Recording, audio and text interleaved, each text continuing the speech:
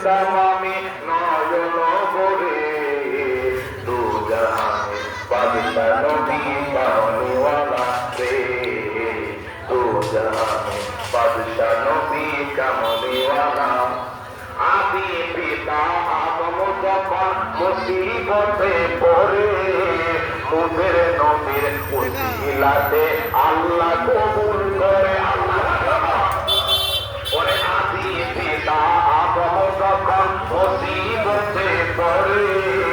মুদের নবীর উসিলাতে আল্লাহ